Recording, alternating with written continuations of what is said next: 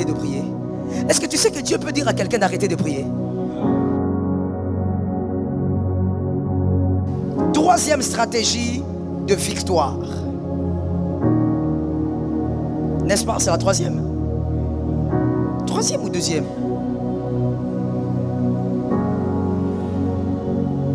Regardons bien. Stratégie de victoire. Deuxième stratégie. La confiance en Dieu. Vous ne pouvez pas vaincre sans faire confiance en Dieu. C'est impossible. La confiance en Dieu est l'un des 4 piliers qui maintiennent dans les hauteurs spirituelles. Spirituellement, reste dans les hauteurs. Ne sois pas en bas au nom de Jésus. Et il y a la confiance en Dieu qui fait partie des 4 piliers. Le premier pilier, c'est la foi. Deuxième pilier, la prière. Et dans la prière, il y a tout un kit. Il y a le jeûne, il y a la consécration. Troisième pilier, c'est l'offrande. Quatrième pilier, c'est donc la confiance en Dieu. Ce sont des piliers que vous ne devez jamais briser. Tu brises un pilier, tu es déséquilibré spirituellement. La confiance en Dieu vous donne la victoire alors que le diable vous oppresse. La confiance en Dieu vous donne la joie alors que le diable vous accule. C'est là où vous entrez dans le verset qui dit « Soyez toujours joyeux ». On ne va pas comprendre pourquoi tu es joyeux. Est-ce que tu as tout? Non, je n'ai pas tout, mais j'ai confiance en Dieu. Ah, j'aime cet amen-là. On te demande, mais toi finalement, pourquoi on te voit toujours, tu es joyeux, tu souris, tu salues. Qu'est-ce qui se passe? Tu n'as pas de problème. Monsieur, madame, mademoiselle, laisse-moi te dire, arrête de poser ce genre de questions. Dis à ton frère, il n'y a aucune personne qui manque de problème. La différence seulement entre toi et celui qui est à tes côtés, qui est toujours joyeux, c'est que lui a confiance en Dieu. Il a compris que l'inquiétude n'ajoute rien à la vie. Et c'est la Bible qui a dit, c'est pas ma phrase. La Bible a dit, écoutez, toi tu crois que si tu t'inquiètes, tu vas ajouter même quelques minutes à ta vie. Tu ne vas rien ajouter. Vous savez ce qui est énervant avec l'inquiétude? Tu vas t'inquiéter, tu t'inquiètes, tu t'inquiètes, tu t'inquiètes. Tu finis de t'inquiéter. Quand tu sors, le problème est là. Mais par contre, quand tu as confiance en Dieu, le problème devient petit. Ah, ça localise quelqu'un qui a compris. Le problème devient tout petit. Parce que tu as confiance en Dieu. Vous savez, moi je préfère la confiance en Dieu. Je vais peut-être vous étonner, mais moi je préfère, au fait, je suis plus à l'aise dans la confiance en Dieu que dans la foi. La foi me demande des fois beaucoup d'efforts. Je ne suis pas comme mon mari. Lui, c'est un homme de foi. Moi, des fois, la foi me demande beaucoup d'efforts. Mais la confiance en Dieu, je suis très à l'aise. Pourquoi? Parce que celui qui a confiance en Dieu n'a pas besoin de savoir comment, pourquoi, où. Comment il va faire, ça ne me concerne pas. Quel chemin il va prendre, ça ne me concerne pas. Tout ce que je sais, c'est qu'il va prendre un chemin. Ah oui. C'est ça la confiance en Dieu. Je ne sais pas comment il va faire. Tout ce que je sais, c'est qu'il va faire. C'est tout. Comme le beau témoignage qu'on a entendu. Le pasteur Marianne est où? Elle est là-bas. Le beau témoignage qu'on a entendu aujourd'hui. On a entendu plusieurs témoignages. Je parle de la Cité Verte parce qu'on clôturait une retraite. Et donc, lorsque le monsieur nous a amené la photo de sa fille, le vendredi, n'est-ce pas? C'était le vendredi. Il a amené les photos de sa fille qui était dans le coma depuis plus de 2 mois, c'est ça, hein? Sa fille était dans le coma depuis plus de 2 mois et puis il amène la photo un vendredi et c'est moi qui avais prêché ou je ne sais plus. En tout cas, quand il est venu, il m'a parlé à l'oreille. J'ai regardé. J'ai dit, comment? Je ne sais pas. Comment, ça ne me concerne pas. Tout ce que je sais, c'est qu'il est écrit. J'ai confiance en ce qui est écrit. Je dis, il est écrit par ses meurtrissures. Tu es guéri. Ce n'est pas que voilà, comme c'est le coma, il faut un peu faire fada. Non, non, non, comme c'est les cas, là, 2 mois, un enfant de 8 ans. Non, non, non, ça il faut vraiment faire des stratégies, il faut faire beaucoup de grimaces. Oh non, moi j'ai simplement confiance en Dieu. Comment il va aller faire, je ne sais pas. Et aujourd'hui, la petite Gabrielle, c'est ça, elle est venue elle-même, elle était sortie du coma. Parce que il fait comme il veut, il fait comme il veut. D'ailleurs, quand on a confiance en Dieu, on ne veut même pas savoir comment Dieu va faire. Moi, je dis souvent au Seigneur, ne me dis pas comment tu vas faire, ça va me troubler la tête. Toi, fais seulement, moi, je vais témoigner. Est-ce que quelqu'un m'a entendu? Toi, fais seulement, moi, je vais célébrer. Celui qui a confiance en Dieu va vaincre les batailles sans prière. Oh yes. Toutes les batailles, on n'arrive pas à la victoire par la prière. Voilà pourquoi je te donne même un secret. Peut-être que ça va t'aider à réaliser ce qui t'arrive. Voilà pourquoi certaines batailles, tu brilles. Plus tu brilles, plus ça s'empire. Qui a vécu ça? Moi je suis maîtresse en ça. Plus tu jeûnes, plus ça s'enfonce. Dieu a envie de te dire, écoute, est-ce que tu sais que tu dois arrêter de prier? Est-ce que tu sais que Dieu peut dire à quelqu'un d'arrêter de prier? Dieu peut te dire, arrête un peu. Pourquoi? Parce que tu vois, si tu pries 40 jours, le miracle arrive. Tu vas attribuer ce miracle à quoi? À la prière. Tu vas dire, ah voilà, ma persévérance a payé. Alors que il est écrit, il faut toujours rentrer dans il est écrit. Dans toute sa vie, il faut aimer il est écrit. Il est écrit, je ne partage ma gloire avec personne. Ni ton jeûne, ni ta prière, ni tes genoux, ni tes genoux. Dieu ne partage pas sa gloire avec tes genoux. Oh non, le Dieu qui a agi, c'est le Dieu de mes genoux. Frère, laisse ça. Yes, laisse ça. Le Dieu qui a agi, c'est le Dieu de la grâce. Et quand on a confiance en lui, Dieu accélère. Surtout lorsque tu as confiance en lui, alors que tout le monde te dit, c'est chaotique. C'est fini. Ça, il faut laisser. Ça ne marchera jamais. Mais toi, tu dis, j'ai confiance. Vous savez, je n'aime pas la version qui dit, mon Rédempteur est vivant et s'élèvera les derniers. C'est question de version, tu sais ça? Oui, c'est question de version. La version originelle, ce mot-là n'est pas traduit comme ça. Voilà pourquoi il y a une autre version que moi j'aime qui dit, mon serviteur est vivant. Plutôt, mon Rédempteur est vivant. Et il s'élèvera certainement. Moi, c'est la version que j'aime. Qui t'a dit que Dieu se lève le dernier? Il ne se lève pas les derniers. Oh non, Dieu, il vient toujours en retard. Qui a dit ça?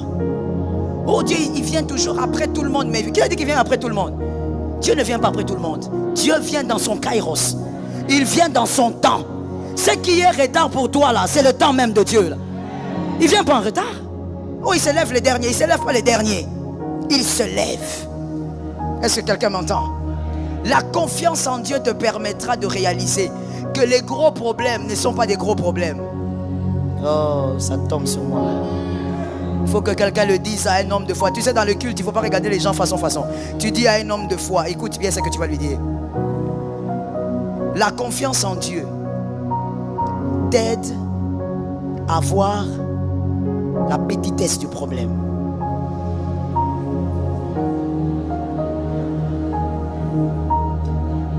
Il y a des gens qui aiment dire, j'ai un gros problème. Tu n'as pas un gros problème. Je répète encore pour un homme de foi. Tu n'as pas un gros problème. Tu as un gros témoignage. Ah oui, il y a un gros témoignage. Pourquoi est-ce que les gens sont venus visiter Sarah lorsqu'elle a accouché? Mais parce que c'est une ménopausée qui a accouché.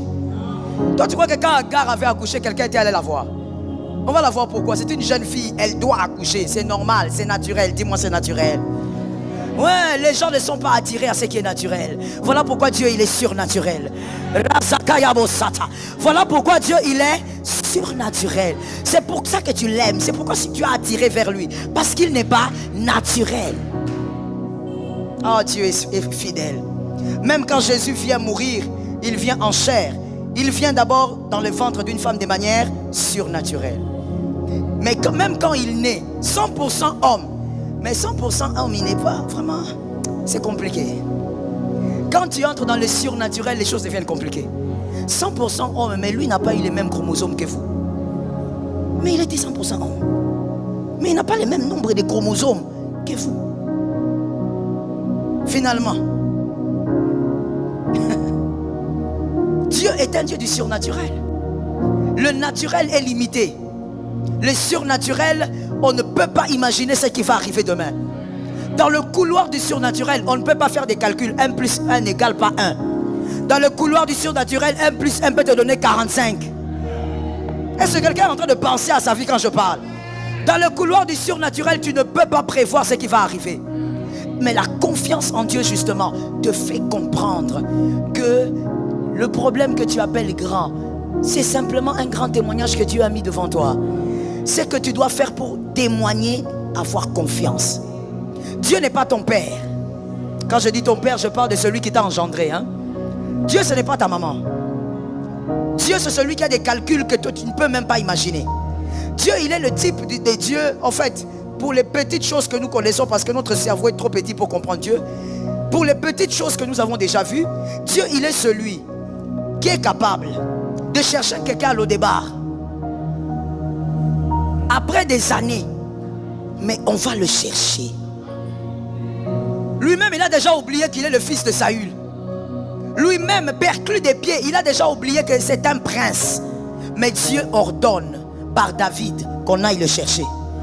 Dieu, il est le type de Dieu de mystère qui peut prendre une femme moabite, il la connecte à un Israélite. Et ce n'est pas n'importe quel homme qui l'épouse, c'est un homme bien équilibré dans sa vie. Dieu, c'est le type de Dieu qui, dans les ordures, sort la gloire. Là où tout le monde ferme le nez, lui, il va sortir les choses glorieuses là-bas. Les mêmes personnes qui avaient les nez fermés vont venir acclamer le témoignage, ça tombe sur moi-même. Les mêmes personnes qui étaient là en train de dire, ça c'est quel genre de vie? On savait qu'il allait finir comme son père. Ce sont les mêmes qui viendront prendre des photos pour dire qu'est-ce qui s'est passé avec ces garçons. Il est passé par où? Il est passé par le chemin de Dieu. Dis-moi le chemin de Dieu. Parle avec autorité, dis-moi le chemin de Dieu. Sur le chemin de Dieu, tu passes et les hommes ne calculent pas. Les hommes ne comprennent pas les calculs de Dieu. Là où il y a des ordures, Dieu élève des princes. Voilà pourquoi j'ai l'habitude de te dire, n'est-ce pas? Attention mon frère, attention ma soeur, tu risques de passer à côté de l'opportunité. Toi tu regardes ton voisin, tu regardes sa chemise et tu lui donnes le respect d'une chemise de 5 $. Tu lui donnes le respect d'une chemise de 10 000 francs. Vous comprenez? Quand tu vois quelqu'un porter un super 100, tu dis ok, là au moins on peut parler, là au moins nous sommes sur la même longueur d'onde. Bonjour monsieur, vous allez bien? Là maintenant tu changes même ta démarche parce que tu dis il est quand même habillé à 300 $, il est habillé, mon frère c'est rien. Donne-moi un amen, quelqu'un qui comprend. Je dis c'est, dis à ton voisin c'est rien. Change de voisin, il est façon, dis à l'autre, c'est rien. Dis-lui, c'est rien. C'est rien de rien. Je répète, c'est rien de rien de rien. C'est rien de rien de rien de rien. Les temps et les circonstances dépendent de Dieu. Dieu peut changer le temps et les circonstances. Dieu peut impacter le temps et les circonstances. Dieu peut laisser les hommes hébétés par le temps et les circonstances. Je dis à quelqu'un, celui qui respecte ta chemise s'est trompé. Lève ta main droite et dis-moi, il s'est trompé. Tu sais pourquoi? Parce que toi, ton respect est caché dans la saison. Ton respect n'est pas caché dans le pantalon, chemise, robe, tout ça. Oh, la fille là qui porte toujours la même robe là. La fille là qui porte toujours la même jupe. Fais attention avec ces gens de filles là. Ce sont des faillas. Ce sont des surprises de l'avenir. Fais attention avec ces gens de filles qui vient à l'église toujours avec la même jupe. Si j'étais toi, de temps en temps à la fin du culte, donne-lui un petit transport. Tu es en train de s'aimer. Un jour, elle se souviendra de toi. Vous savez monsieur, je vais vous dire quelque chose qui est peut-être étonnant, mais j'ai souvent l'habitude de donner ces témoignages dans les cultes des femmes. Quand je suis revenu de la Tunisie avec mon mari, on avait notre fille aînée, elle était toute petite. Mon beau-père nous avait pressé de revenir. Et donc j'ai laissé toutes mes valises et j'ai priorisé les histoires de ma fille. Je me suis dit là où on va là-bas, Sarajevo. J'ai pris seulement les valises de ma fille. Arrivé ici, monsieur, moi par la grâce de Dieu, j'ai grandi sans complexe. J'ai eu un père qui m'a fait grandir. Monte, descend, je suis moi. Je suis arrivé, nous sommes arrivés, on a commencé à aller au culte. Alors il s'avère que moi, comme j'avais priorisé les habits de ma fille, je n'avais amené qu'une seule robe bazin. Je me rappelle de ça, c'était brun noir. Voilà, Marianne, elle se rappelle, elle a dit amen. Les témoins sont là. Si tu peux douter, tu poses la question. Je portais ça chaque dimanche. Oui. Chaque dimanche, je portais ça. Je viens au culte, je me mets derrière, comme j'avais mon bébé, je me mets derrière pour qu'elle ne dérange pas. On est là. On termine, on rentre. Un jour, la dame, elle est là jusqu'à aujourd'hui. Bon, elle est là, ça veut dire, elle est là. Elle vient de temps en temps à la Cité Verte. Elle me dit, mais de manière vraiment très minimisant. Mais on ne comprend pas. Papa, il y a des femmes courageuses sur la terre ici. Moi, j'ai dit aux hommes que vraiment, si moi j'étais un homme, j'allais rester célibataire. Les femmes ici, aventurières comme vous les voyez là, très dangereuses. Elle a le courage de venir. Mais bonjour, j'ai dit bonjour. Mais attends, on ne comprend pas. Toi, depuis que tu es venu de la Tunisie là, seulement une seule robe. Tu ne vas pas changer. Elle fait une virgule. Mais ton beau-père est DG. Comment est-ce que vous voyez le serpent? Comment est-ce que toi tu as toujours la même robe? Ça fait quand même 4 dimanches. Il faut un peu changer, non? Mon frère, elle a parlé, je l'ai laissé le temps de parler. Quand elle a terminé, je lui ai demandé, tu as fini? Il dit oui. J'ai dit maintenant je vais me positionner pour te répondre. Il faut que je prenne la position. Je lui ai dit, tu as dit que qui était DG? Non mais ton beau-père, ton beau-père. Je dis exactement, je suis marié à son fils. Mon mari n'est pas DG, c'est mon beau-père qui est DG. Tu vois cette robe-là, je la porterai encore. Je l'ai portée, je l'ai reportée. Maintenant mon frère, à un moment donné, mon mari m'a acheté 2 tenues là. Au lieu que je le mette le dimanche, non. Na komi ko la ta robe wana na ganda. Ténacité car na robe wana. Borole mangai. Je viens avec à l'aise. Mon mari me dit, ah mais toi aussi chaud. Je dis, mais le problème c'est quoi? Moi j'aime cette couleur ici. Hein? Lui ne savait pas que moi j'avais déjà un autre deal. Je veux montrer à quelqu'un que l'être humain, son avenir n'est pas caché dans ses vêtements. Sa gloire n'est pas cachée dans ses vêtements. Tout peut basculer à n'importe quel moment. Voilà pourquoi je veux dire aussi à quelqu'un, sors des complexes. Sors des complexes. Ce n'est pas le vêtement qui fait ta valeur. Ce n'est pas le vêtement qui fait ta valeur. Tu es toi à cause de ton identité. Tu es toi à cause de Jésus. Tu es toi à cause de ton salut. Tu es toi à cause de ce que Dieu a dit de toi. Dieu a déjà parlé sur toi. Voilà pourquoi tu es grand. Il est écrit, vous êtes une race, un sacerdoce. Tu es roi. Avec culotte, tu es roi. Avec jupe, tu es roi.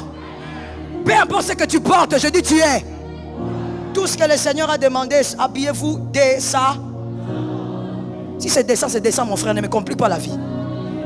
Il est question de décence. Il ne faut pas me compliquer la vie. Oh non, pourquoi maman? Pourquoi tu ne portes pas la jupe? Je ne suis pas à l'aise. Ah mais oui, chacun sa chose. Je ne suis pas à l'aise avec. Dieu me fait porter ça pourquoi? Je ne suis pas à l'aise avec. Tu ne me trouveras pas avec. Tu chercheras et tu chercheras. Dieu a dit la décence, je reste dans la Bible. Si tu me démontres dans la Bible que être chrétienne, c'est seulement mettre une jupe, je vais m'incliner. Parce que moi, j'honore la Bible. Mais si tu ne me montres pas ça, c'est la décence. On reste dans la décence. Je dis à une âme, fais confiance en Dieu même quand les hommes ne sont pas avec toi. Ah, ça localise quelqu'un. Tu n'as pas besoin de quelqu'un pour faire confiance en Dieu. Tu avais aimé Jésus toi-même. Maresakaya. Tu marcheras avec Jésus toi-même. Tu seras sur le couloir toi-même. Tu avanceras avec Jésus toi-même.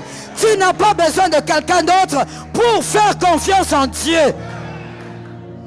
Tu n'as même pas besoin de ton jumeau pour faire confiance en Dieu. Tu as besoin d'être avec Jésus. Tu sais ce qu'il t'a dit. Tu sais là où il t'amène. Et d'ailleurs, je n'ai pas besoin de savoir là où Jésus m'amène. Tout ce que je veux savoir, c'est qu'il est là. Que quelqu'un me dise on avance avec Jésus. Que quelqu'un me dise on avance avec Jésus. Je n'ai pas besoin qu'il me dise tous les détails là. Non, non, non. Voilà pourquoi, excusez-moi encore de parler de moi, je ne raffole pas trop des prophéties. Non, mon mari le sait. Je ne raffole pas trop des prophéties. Parce que pourquoi? Ce qui compte pour moi, c'est que Dieu m'a déjà dit dans la parole. Il m'a déjà parlé, ça me suffit. J'avance, je fais confiance en Dieu. Je dis à quelqu'un, fais confiance en Dieu. Même lorsque tes propres frères ne sont pas avec toi. Est-ce que quelqu'un m'entend bien? Je finis en disant à quelqu'un, on ne peut pas avoir tous la même confiance en Dieu. Parce qu'on n'a pas tous la même grandeur de destinée. Il y a des personnes, tu vas le voir dans le chaos le plus total. Mais il croit. Il s'accroche. Je dis à une âme, tu peux lever ta main droite et me dire, je ferai confiance en Dieu. Que quelqu'un d'autre me dise, quoi qu'il arrive, je vais faire confiance à Dieu. Que quelqu'un d'autre me dise, malgré les combats, malgré les problèmes, je choisis de faire confiance à Dieu. Alors je décrète sur ta vie au nom de Jésus. Tu pleureras, mais Jésus sera là. Tu seras combattu, mais Jésus sera là. Tu seras acculé, mais Jésus sera là. Malgré les larmes, Jésus sera là. Les hommes partiront, Jésus restera. Les hommes oublieront, Jésus restera. Les hommes te trahiront, mais Jésus restera. Lève-moi tes deux mains. Oh, tu vas dire à Dieu, Seigneur, aide-moi à te faire confiance. Malgré la réalité que je vois, aide-moi à te faire confiance. Est-ce que comme un seul homme, nous pouvons déclarer, Jésus, aide-moi à te faire confiance? On est prêt? On y va, 1, 2, 3. Commence à parler au Saint-Esprit. J'aime ta foi, parle au Saint-Esprit. Oublie que tu es dans une salle avec quelqu'un. Oublie-toi, parle au Saint-Esprit.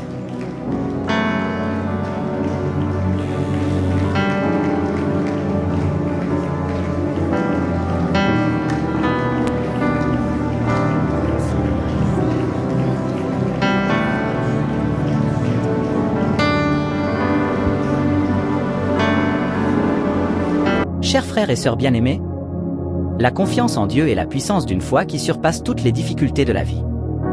La Bible nous encourage à déposer nos fardeaux sur le Seigneur, à avoir confiance en sa fidélité et à cultiver une foi qui transcende nos circonstances. La vie nous confronte à de nombreuses épreuves, des défis qui peuvent sembler insurmontables. Cependant, la parole de Dieu nous assure que nous pouvons placer notre confiance en lui.